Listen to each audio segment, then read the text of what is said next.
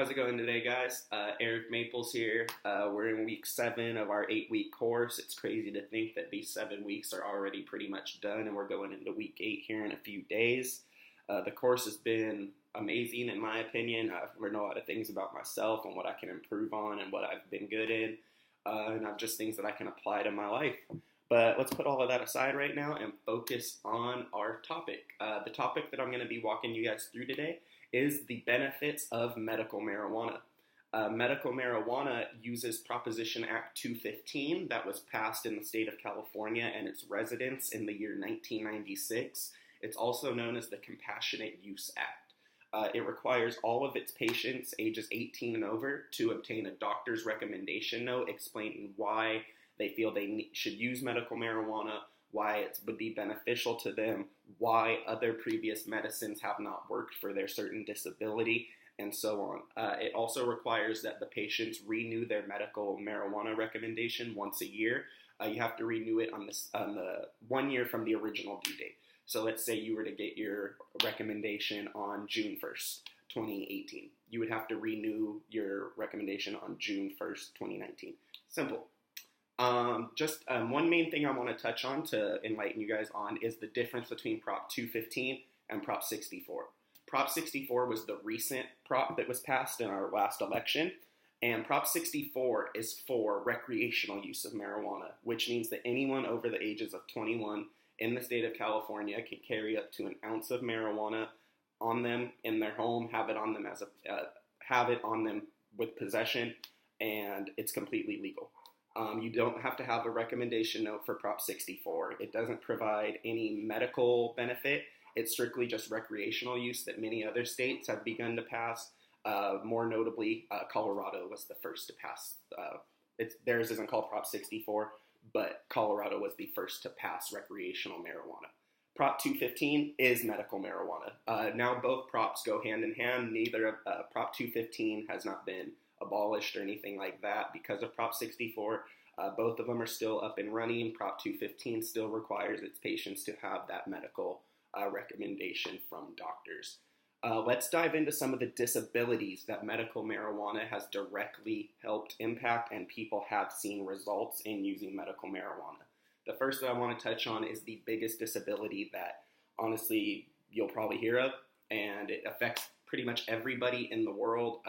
No matter who you are, you know somebody that has, unfortunately, cancer, I assume. And the way that medical marijuana can impact cancer is different compounds in marijuana have different actions in the human body. So delta-9 tetrahydrocannabinol, which is also known as THC, that's the psychoactive ingredient within marijuana. That is what actually makes you feel high. It can also help relieve pain and nausea. And then the other non-psychoactive ingredient within marijuana is known as cannabinoids, CBD. CBD can help. It relaxes your muscles. It makes you feel just pretty much more relaxed. It's non-psychoactive, so it does not make you feel high. And that's something that a lot of people that want to use medical marijuana are interested in, is not feeling high, but just to feel better. CBD can help treat seizures, relieve anxiety, and paranoia. And then the THC helps relieve, pretty much things in your head. It helps relieve tightness. It helps relieve pressure and things like that. When THC is taken by the mouth, for example, within an edible such as a cookie or a gummy or anything like that, it can take about an hour for it to be absorbed into the body.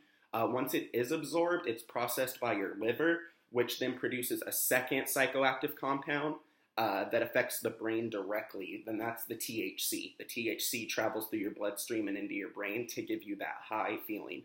When marijuana is smoked or vaporized, THC enters the bloodstream immediately and travels more quickly to the brain, so you feel a more direct impact right then and there instead of having to wait about an hour. The second psychoactive compound is produced in small amounts, and it is found to be less effective than THC. The effect of inhaled marijuana it fades faster than marijuana if you were to take it by, an edible or something like that.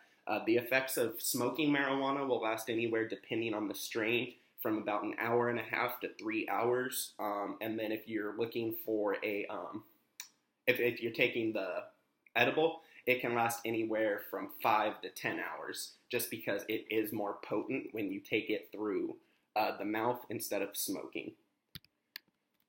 And then it can also, medical marijuana can also help impact anxiety.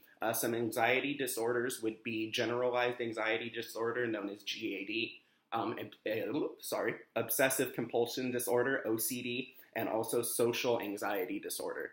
The cannabis compound known as CBD, as I spoke on a few seconds ago, has been shown to substantialize benefits for people suffering from a variety of anxiety disorders. You can't get high from CBD, just as I stated. Excuse me. And research animals given CBD have shown significantly lower levels of anxiety than those not given the compound. Because CBD does relax your muscles, and it does relax pretty much every part of your body except your brain, because it is non-psychoactive. It does definitely show results in lowering stress levels within the body and lowering anxiety. Medical marijuana also helps impact anorexia. This one's very simple, and anorexia, as we all know, is somebody that has trouble eating because it's a medical disorder. They have trouble putting on weight, and what medical marijuana does is simply it gives you the munchies. It makes you want to eat. It makes you want to eat a lot sometimes, and because of that, patients who do have anorexia have seen an increase in weight after using medical marijuana to help them with their anorexia. Aside from medical marijuana impacting its patients directly, it can also help people who do not want to smoke, do not believe in medical marijuana, and just are anti-marijuana. Because now that it is legal by Prop 64, it is going to be drawing tax revenue for the state of California directly. It is reported that California is going to receive an extra $643 million in taxes. I'm going to say that again. $643 million in taxes this first year that it's been legal. And the state of California has said that those taxes are going directly to our infrastructure, our roads, our buildings, our schools. When they are applied to those roads, we will see less potholes. We'll see more new paved roads. When it goes to new buildings, we can see new buildings starting to be built. For me personally, I live in Moreno Valley, and I have seen many new buildings starting to get built. I'm not sure if that's a direct relation to the new medical marijuana or the new Recreational Marijuana Act, Prop 64, that was passed.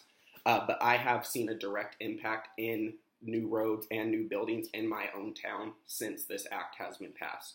And it also is going straight to our schools. It's going to provide new books for the students.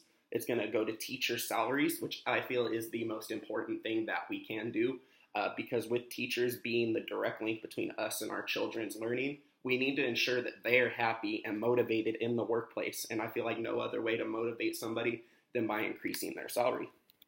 Overall, I feel that medical marijuana is very beneficial to anybody, whether you're a user or a non-user, because just as I stated, it's going to help those people that need it for their disabilities. And then it's also going to help those people that don't have any disabilities, that just want their infrastructure and their kids and their schools and their overall town to be a better, more enjoyable place.